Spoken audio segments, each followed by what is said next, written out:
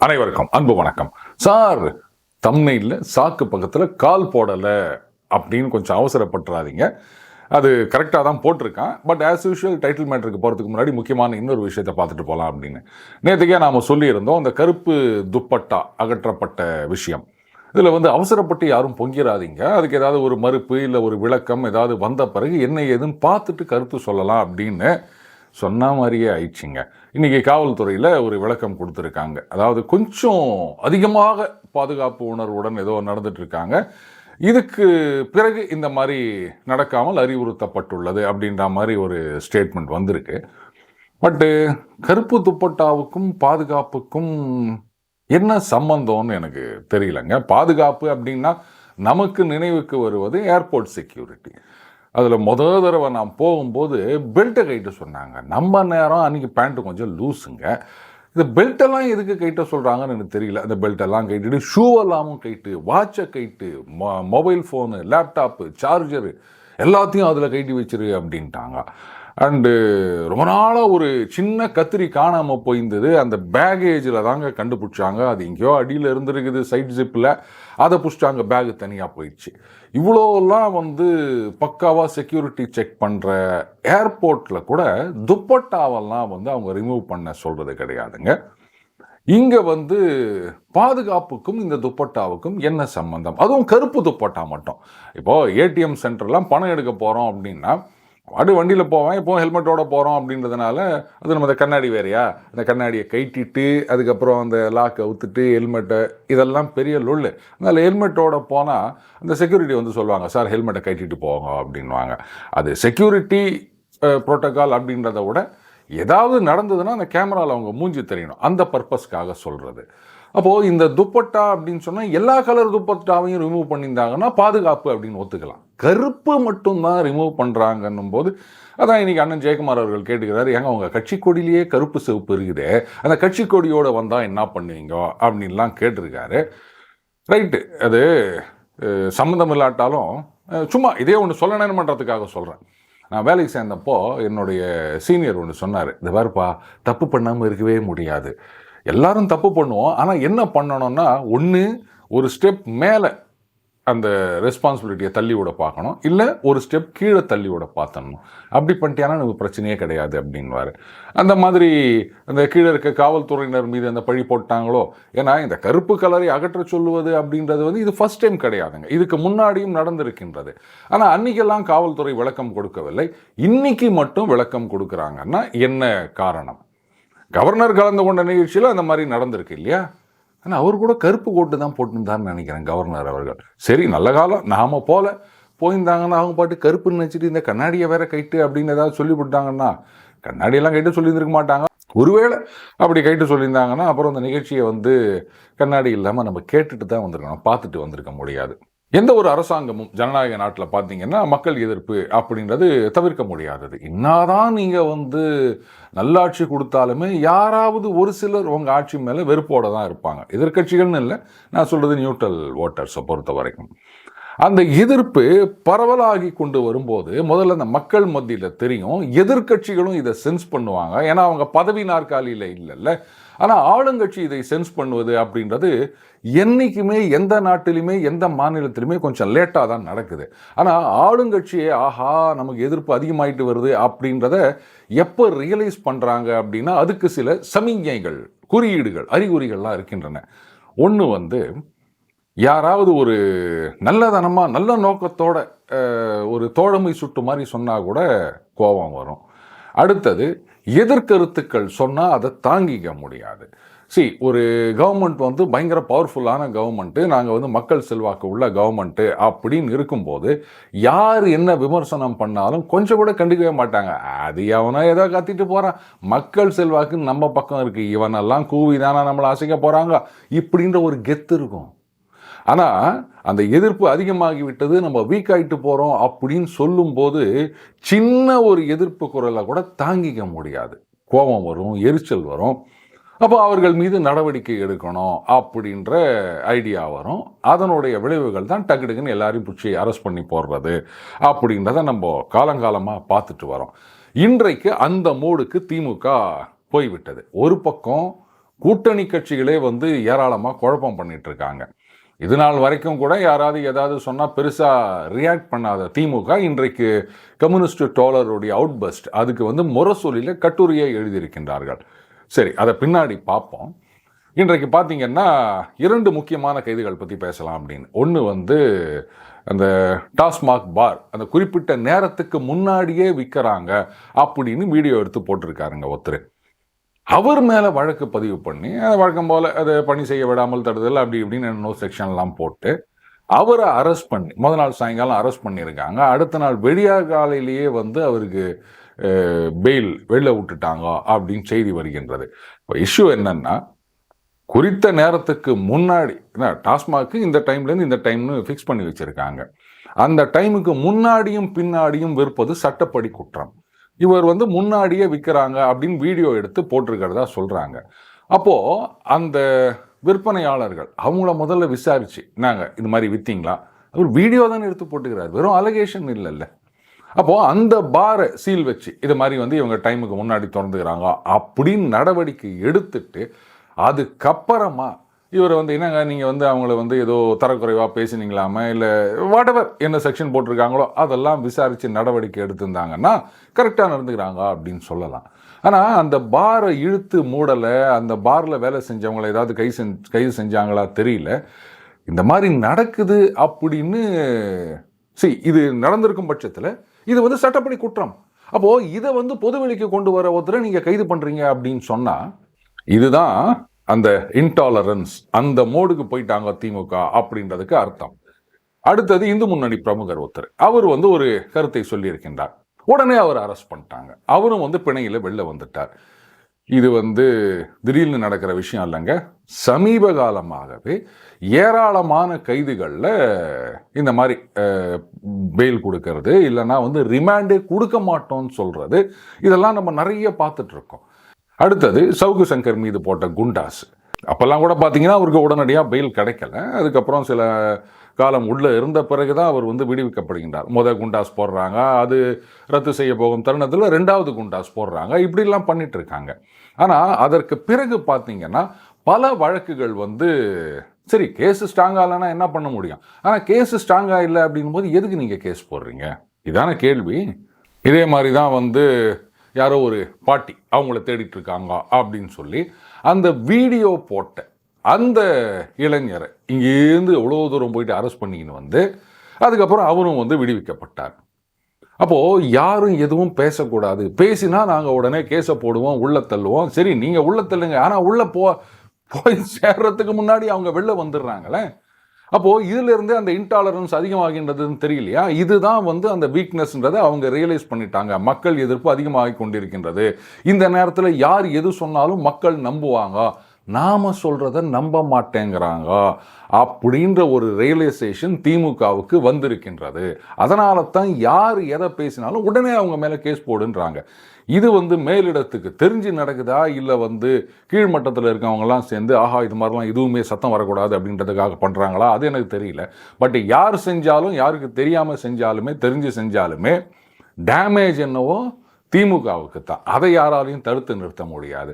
இந்த மாதிரி அங்கே இங்கே யாரோ ஒருத்தர் பேசுகிறதெல்லாம் நாங்கள் வந்து பார்த்தீங்களா நாங்கள் வந்து இந்த அவதூறு வழக்கு போடுவோம் அப்படின்னு சொன்னீங்கன்னா இது இன்னும் பலவாக பெருகிட்டு தான் போகுமே தவிர, ஏன்னா பல கேஸுகளில் வந்து ரிமாண்டே கொடுக்க மாட்டேங்கிறாங்க. அதையும் முதல்ல புரிஞ்சுக்கணும் இந்த மாதிரியான காரியங்களை முன்னெடுப்பவர்கள். அப்போது இன்னும் ஏராளமான பேர் குரல் கொடுக்க ஆரம்பிப்பாங்க. அந்த குரலெல்லாம் உங்களால் தடுத்து நிறுத்த முடியாது. அதுக்கு ஒரு சின்ன உதாரணம் இந்த கருப்பு துப்பட்டா. இப்போது கவர்னர் நிகழ்ச்சியில் இந்த கருப்பு நிறத்தை தடை செய்ததுக்கு காரணம் யாரும் கருப்பு கொடி காமிச்சிடக்கூடாது அப்படின்றதுக்காக. அன்றைக்கி வந்து பாதுகாப்புன்னு யாரும் விளக்கம் கொடுக்கல. ஆனால் இன்றைக்கி மட்டும் ஏதோ பாதுகாப்பில் கொஞ்சம் அதிக முன்னெச்சரிக்கை அப்படி இப்படின்லாம் சொல்லிட்டு இருக்காங்க. அப்போது நல்லாவே எல்லாருக்கும் தெரியுது, பார்க்குற மக்களுக்கு தெரியுதுங்க. இது என்ன காரணங்களுக்காக செஞ்சுருந்தாலும் மக்களுடைய பெர்செப்ஷன் அப்படின்றது என்ன பார்த்தீங்களா? இது வந்து மாணவர்கள் யாராவது கருப்பு கொடி காமிச்சிட போகிறாங்களே அப்படின்றதுக்காக பயந்து இந்த மாதிரி பண்ணிட்டாங்க. இப்படித்தான் ஜனங்க நினச்சிட்டு இருக்காங்க. ஒரு காலத்தில் கருப்பு பலூன் பறக்க விட்டது அதெல்லாம் மறந்துச்சு போல இருக்குது. அதெல்லாம் கருத்து சுதந்திரம். ஏன்னா அப்போ அதிமுக தான் ஆட்சியில் இருந்தது. திமுக ஆட்சியில் இருக்கும்போது ஏதோ பாஜக ஆட்சி அவங்க வந்து கருப்பு கொண்டு வரக்கூடாதுன்னு சொன்னால் கூட அவங்க கொடியில் காவியும் பச்சையும் தாங்க இருக்குது, கருப்பு இல்லை. நம்ம கொடியிலேயே கருப்பு வச்சின்னு நல்ல காலம் இந்த வடிவேலு படத்தில் சொல்கிற மாதிரி பயங்கரமாக கருப்பாக இருப்பான், இவன் கருப்பாக பயங்கரமாக இருப்பான் அப்படின்ற யாராவது போயிருந்தாங்கன்னா என்ன பண்ணுவாங்கன்னு தெரியல. இந்த மாதிரி செய்கையெல்லாம் இது நான் சொல்லலை, தீவிர இந்த திராவிட மாடல் ஆதரவாளர்களே என்ன சொல்றாங்க பாருங்க, இந்த மாதிரிலாம் நீங்க பண்றதுனால மக்கள் உங்களுக்கு எதிராகத்தான் திரும்புவார்கள். நேத்தைக்கு வரையில் ஒரு வாரத்துக்கு முன்னாடி வரைக்கும் திமுக தான் தமிழர்களுக்கு ஒரே ஒரு விடிவிலக்கு அப்படின்னு சொல்லிட்டு இருந்த ஊடகவியலாளர்கள், முற்போக்கு ஊடகவியலாளர்கள், அவங்க எல்லாமே இன்னைக்கு திமுகவை இந்த துப்பட்டா விஷயத்துல ஆரம்பிச்சு சரமாரியா கேள்வி கேட்க ஆரம்பிச்சிருக்காங்க.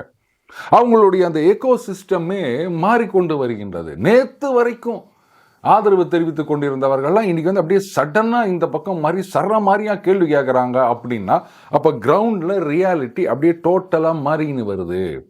இதையெல்லாம் தடுத்து நிறுத்த முடியுமா அப்படின்னா போலீஸ் ஆக்ஷனால் இதை தடுத்து நிறுத்த முடியாது. ஒரு தீவிரவாத செயல்கள் இல்லை கலவரம் இதில் பாதிக்கப்பட்ட ஒரு பகுதி அப்படின்னா முதல்ல அந்த அமைதியை நிலைநாட்டுவதற்கு காவல்துறை, இராணுவம், துணைப்படை இதெல்லாம் வந்து பண்ணுவாங்க. ஆனால் அதுக்கப்புறம் நிரந்தர அமைதி திரும்ப வேண்டும் அப்படின்னா பொலிட்டிக்கல் சொல்யூஷன் சொல்லுவாங்க. பார்த்தீங்களா, எந்த ஒரு இடத்துலையும் அது இலங்கையாகட்டும் இல்லை வேற எந்த இடமாகட்டும் political solution, political process should start அப்படின்வாங்க. ஸோ இந்த மாதிரியான எதிர்ப்பு மனநிலையை டேக்கிள் பண்ணணும் அப்படின்னு சொன்னால் போலீஸ் ஆக்ஷனை நீங்கள் அதிகரித்து கொண்டே போகிறீங்க, யார் யாரெல்லாம் எதிர்த்து பேசுகிறாங்களோ அவங்களெல்லாம் உள்ளே போடுறீங்க அப்படின்னு சொன்னால் அது வந்து ஒரு பெரிய கேட்டலிஸ்ட் ஆகிட்டு அந்த எதிர்ப்பை பல மடங்கு ஊதி பெருசாக்குமே தவிர அமுக்கி விட்டுறாது. அப்போ என்ன பண்ணணும், பொலிட்டிக்கலாக இதை வந்து டீல் பண்ணணும்.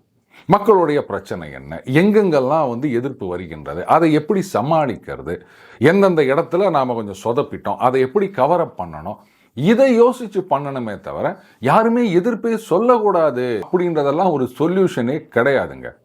இன்றைக்கு டோலர்களுக்கும் அட்லீஸ்ட் மார்க்சிஸ்டுகளுக்கும் திமுகவுக்கும் பெரிய மோதல் உருவாகி கொண்டிருக்கின்றது. இது சில பேர் நினைக்கலாம், அப்படி இல்லைங்க, இது வந்து எலெக்ஷனுக்கு முன்னாடி அது கொஞ்சம் அதிகமாக கிடைக்கும், சீட்டு வேற எதுவும் இல்லை அப்படின்றதுக்கான போஸ்டரிங்காக இருக்கலாம் அப்படின்னு. ஆனால் நான் வந்து கொஞ்சம் அந்த ரீடிங் பிட்வீன் த லைன்ஸ்னு போகலான்னு பார்க்குறேன். அந்த ஸ்டேட்மெண்ட்டில் என்ன சொல்லியிருக்காங்க, நாங்கள் திமுக அணியிலும் இருந்திருக்கின்றோம், எதிரணியிலும் இருந்திருக்கின்றோம்னு சொல்லியிருக்காங்க. இதை எதுக்கு சொல்லணும்? அதாவது பாஜகவை எதிர்ப்பதற்காக நாம் திமுக கூட்டணியில் இருக்கிறோம் அப்படின்னா எதிரணியிலும் இருந்திருக்கின்றோம்ன்றதை சொல்ல வேண்டிய அவசியம் என்னன்னா அங்கே தான் இருக்குது மேட்ரு. அதைத்தான் நான் ஆப்ரேட்டிவ் வேர்டாக பார்க்குறேன். இங்கே மட்டும் இல்லைங்க, அங்கேயும் இருந்திருக்கோம். ஊழல் ராணின்னு சொல்லிட்டு அவங்க கூடவும் நாங்கள் கூட்டணி வச்சுருந்துருக்கோம், ராஜ்யசபா எம்பி பதவியெல்லாம் வாங்கியிருக்கோம். அதனால் அங்கே போகிறதுக்கு எங்களுக்கு எந்த விதமான தயக்கமோ கூச்சமோ தடையோ கிடையாது அப்படின்றதுக்கான ஒரு சமிஞையாக தான் நான் இது பார்க்குறேன். அடுத்தது, பாஜகவை இங்கே வரவிடக்கூடாது, வளர விடக்கூடாது, அது தனிமைப்படுத்த வேண்டும், அதை ஒதுக்க வேண்டும் அப்படின்றதுக்காக திமுக கூட்டணியில் இருக்கின்றோம். இப்போ இதை சொல்ல வேண்டிய அவசியம் என்னன்னா, நாளைக்கு இங்கேருந்து டகால் அந்த பக்கம் போனாங்க அப்படின்னு சொன்னால் இது சரியான காரணமாக இருக்கும். அந்த கூட்டணி அப்படின்றதுக்கும் கொள்கைக்கும் கொஞ்சம் கூட சம்பந்தமே கிடையாது, நம்ம எல்லாருக்குமே தெரியும். ஆனாலும் இதென்ன சீரியலாங்க, நேற்று வரைக்கும் இந்த ரோலில் இவர் வந்தார், இனிமேல் இவர் வருவார் அப்படின்னு ஒரு ஃபோட்டோவை மட்டும் பக்கத்தில் வச்சு காமிச்சிட்டிங்கன்னா ஜனங்களை அக்செப்ட் பண்ணிட்டு போகிறதுக்கு கொஞ்சோண்டு பார்த்தீங்களா, ஒரு கொள்கைக்காக காரணத்துக்காக அதுக்காகத்தான் நாங்கள் வந்துக்கிறோம் அப்படின்னு அவங்களும் சொல்லணும், நாமளும் அதை கேட்டு பத்தியா காரணமோட தான் வந்துக்கிறாங்க அப்படின்னு தலையாட்டிட்டு போனோம். ஸோ அந்த காரணம் தேவைப்படுகின்றது. அப்போது நாளைக்கு இந்த பக்கம் அதிமுகவுடனோ இல்லை தாவேகாவுடனோ ஒரு கூட்டணிக்கு ஒரு கட்சி மாறுகின்றது அப்படின்னு சொன்னால் இப்போ டக்குன்னு சொல்லிட்டு போயிடலாம், இது வருங்க இவர்கள் வந்து பாஜகவுடன் ஏதோ ஒரு டீலிங் இருக்குதோன்னு எங்களுக்கு சந்தேகம் வருது, இவர்கள் வந்து பாஜகவின் கொள்கைகளெல்லாம் வந்து இந்த புறவாசல் வழியாக அந்த புதிய கல்விக் கொள்கையாகட்டும் இந்த மாதிரி விஷயங்களெல்லாம் வந்து இவங்க அலோவ் பண்ணிட்டு இருக்காங்க, அதனால எங்களுக்கு அந்த சந்தேகம் வலுக்கின்றது, அதனால நாங்கள் வந்து அதிமுகவுடன் கூட்டணி வைத்தோம் அப்படி சொல்லலாம். ஆக்சுவலாக இதில் வந்து இன்னொரு காரணம் என்னன்னா, இந்த நான் ஏற்கனவே சொன்னேன் 26 அப்படின்றத 96 மாதிரி நான் பார்க்குறேன் அப்படின்னு. ஒருவேளை அதிமுக, பாஜக, பாமக, தேமுதிக, நாதாக இப்படி ஒரு கூட்டணி அமைந்து விட்டால் இந்த ஆன்டி இன்கம்பன்சி வேற ஒன்றும் அதிகமாயிட்டே போகுது. அதனால் வந்து அதிமுக ஆட்சிக்கு வரட்டும். சரி, அதிமுக வரதை பற்றி பிரச்சனை இல்லை. ஆனால் கூடவே பாஜகவும் ஒட்டின்னு அது வளர்ந்துடக்கூடாது. அதனால் அதிமுகவுடன் பாஜக சேர விடக்கூடாது. அதுக்காக நாம் முன்னாடியே அங்கே போயிடணும் அப்படின்னு கூட சில பேர், சில கட்சிகள் யோசனை செய்யலாம். ஸோ அப்பவும் சொல்லலாம், பாருங்க, இல்லாட்டா அதிமுக பாஜக கூட்டணி வந்திருக்கும், எப்படியும் வந்து திமுகவுக்கு எதிராக எதிர்ப்பு இருக்கின்றது. அப்போது அந்த எதிர்ப்பை அறுவடை செய்ய போவது அதிமுக பாஜக கூட்டணி. அதிமுக ஆட்சிக்கு வரட்டும், ஆனால் பாஜகவும் கூட வரப்போகுது, அதை தடுப்பதற்காக நாங்கள் அதிமுகவில் சேர்ந்தோம் அப்படின்னு எலெக்ஷனுக்கு அப்புறம் ஒரு ஸ்டேட்மெண்ட் கொடுத்துக்கலாம். ஸோ இது ரெண்டுத்தையுமே நான் ரொம்ப சிக்னிஃபிகண்ட் பார்ட்டாக பார்க்குறேன்.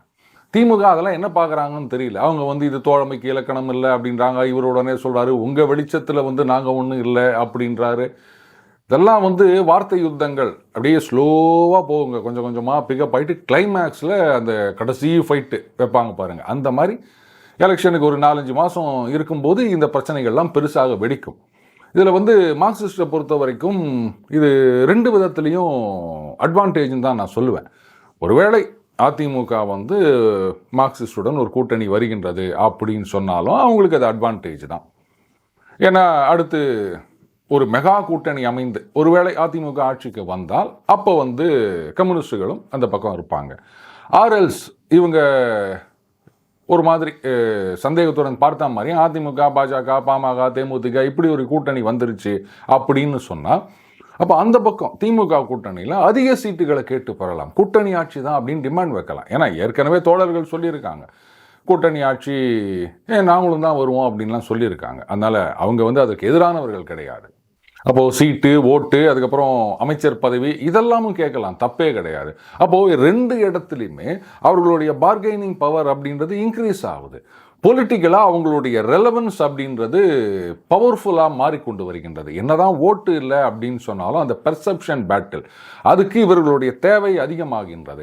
ஸோ அந்த பக்கம் போகிறதா இருந்தாலும் இல்லை இங்கேயே கண்டினியூ ஆகிறதா இருந்தாலும் 2 விதத்துலையும் அவங்க வந்து ரொம்பவே பெனிஃபிட் அடைகிறாங்க. ஸோ இது வந்து அந்த எலெக்ஷனுக்கு முந்தைய போஸ்டரிங் அப்படின்னு மட்டும் நான் எடுத்துக்கல. அணிகள் மாறுவதற்கான வாய்ப்பு இருக்கின்றது. அதற்கான காரணங்களை உருவாக்கி கொண்டிருக்கின்றார்கள், எஸ்டாப்ளிஷ் பண்ணிட்டு இருக்காங்க. எதுக்காக வந்து நான் இந்த பாஜக அப்படின்ற ஃபேக்டரை இன்னொரு ஆப்ரேட்டிவ் பார்ட்டாக பார்க்குறேன்னா, சாதாரண குற்றச்சாட்டு இல்லை. வழக்கமாக பாஜக ஆட்சிக்கு எதிராக என்ன குறை சொல்வாங்களோ, இது வந்து பாசிச அரசாங்கம், சர்வாதிகார அரசாங்கம், அடக்குமுறையை கையாள்கிறது, அறிவிக்கப்படாத எமர்ஜென்சி. இதுதான் வந்து காங்கிரஸ் உள்ளிட்ட எல்லா புள்ளி கூட்டணி கட்சிகளும் மோடி அரசு மீது வைத்த ஒரு குற்றச்சாட்டு, அறிவிக்கப்படாத எமர்ஜென்சி அப்படின்னு. அதே குற்றச்சாட்டை அப்படியே திமுக மேலே தூக்கி போடுறாங்க அப்படின்னு சொன்னால், அதான் நான் சொன்னேன், பாஜக திமுக இவங்க 2 பேரும் ஒரே பாதையில் செல்கின்றார்கள் இப்படி சொல்லிட்டாங்கன்னா யாருமே கேள்வி கேட்க முடியாது. அவங்க கூட்டணி பாஜக திமுக கூட்டணி வரணும்னே அவசியம் கிடையாது. இல்லைங்க, 2 பேரும் ஒரே மாதிரி பாலிசி வச்சு நிற்கிறாங்க, அந்த பாசிச சர்வாதிகாரத்தை நாங்கள் எதிர்க்கிறோம் அப்படின்னு சொன்னால் நியாயமானப்பா கம்யூனிஸ்டுங்க அப்படின்னு நம்மளும் தலையாட்டிட்டு போவோம்ல. அதுக்கான முன்னேற்பாடுகளாக தான் நான் இதை பார்க்குறேன். பரவாயில்ல, அரசியல் வந்து ரொம்பவே சூடு பிடித்து கொண்டிருக்கின்றது நண்பர்களே. தேர்தலுக்கு இன்னும் 1 வருஷத்துக்கு மேலே இருக்குது. ஆனால் அதுக்கு முன்னாடியே என்னை பொறுத்த வரைக்கும் இது வந்து அந்த ஐபிஎல்ல ஆக்ஷன் ஃபேஸ்னு சொல்லுவாங்க இல்லையா, அந்த மாதிரி. வழக்கமாக இதே போன 21 தேர்தலுக்கு முன்னாடிலாம் பார்த்தீங்கன்னா அவங்க ஒரு சர்வேன்வாங்க, இல்லை ஒரு கணிப்பு அப்படின்வாங்க இந்த மாதிரின்னு. ஆனால் இந்த தடவை அது யாரும் பண்ணாமல் இருக்காங்கன்னா அது காரணம் என்னென்னா, எந்த பிளேயர் எந்த டீமுக்கு ஆடுவாங்கன்னே தெரியல. ஐபிஎல்ல வந்து ஒரு சில பிளேயர்களுக்கு ஒரு ப்ரிஃபரன்ஸ் இருக்கலாம், நான் இந்த டீமில் ஆடினா நல்லாயிருக்கும், ஏன்னா அந்த டீமில் போனால் அது ஜெயிக்கிறதுக்கு சான்ஸ் இருக்குது, ஸோ நமக்கும் வந்து பேர் கிடைக்கும் அப்படின்னு. இன்னும் சில பேர் என்ன நினைக்கலாம், ஐயா எவ்வளோ காசு கொடுத்தாலும் இந்த டீமில் நான் போகவே மாட்டேன், இவங்க வந்து பெஞ்சில் தான் உட்கார வைப்பாங்க ஏலம் எடுத்தாலும், இல்லாட்டா வந்து அந்த பிரேக்கும் போது தண்ணி பாட்டில் கொண்டு வா அப்படின்னு சொல்லுவாங்க. ஏதோ அந்த டீமில் போனால் ஜெயிக்காட்டாலும் விளையாடுறதுக்கு ஒரு சான்ஸ் கிடைக்கும், அங்கே நம்ம ஏதோ முடிஞ்ச அளவுக்கு ரன்னை ஸ்கோர் பண்ணோம்னு சொன்னால் நாளைக்கு வேறு டீமில் அதிக அளவில் ஏலம் எடுப்பதற்கு ஒரு சான்ஸ் இருக்குது. முழுக்க முழுக்க ஐபிஎல் பற்றி தான் சொல்லிக்கிறேன், நீங்கள் வேறு எதுவும் நினச்சிக்காதீங்க. இப்படி சில பேர் நினைக்கலாம். அதே மாதிரி ஒரு சில டீம் மேனேஜ்மெண்ட் வந்து இந்த பிளேயரை எப்படியாவது நம்ம இழுத்து போடணும் அப்படின்னு நினைக்கலாம். இது மற்ற டீமுக்கும் தெரியும். அதனால் வந்து எங்களுக்கு இவங்க வானா, இவர் தான் வேணும் அப்படின்ற மாதிரி அப்படி போக காமிச்சிட்டு கபால்னு இவர் எப்படா ஏலம் எடுக்கலாம் அப்படின்னு காத்துட்ருப்பாங்க. ஸோ அந்த மாதிரி ஃபேஸில் தான் இன்றைக்கு வந்து தமிழக அரசியல் இருக்கின்றது. யார் ஜெயிப்பாங்க, யார் தோப்பாங்க, யாருக்கு ஆதரவு எதிர்ப்பு அப்படின்றத விட யார் யாரோட போவாங்க, யாரை விட்டு போவாங்க அப்படின்றது தெரியாமல் எல்லாருமே மண்டை காஞ்சின்னு போய்க்கிறாங்க. குறிப்பாக பாஜகவும் இதில் நிறைய குழம்பி போயிருக்காங்க அப்படின்னு நினைக்கிறேன். அதை இன்னொரு நாள் பார்க்கலாம். மீண்டும் அடுத்த சந்திப்போம். வணக்கம்.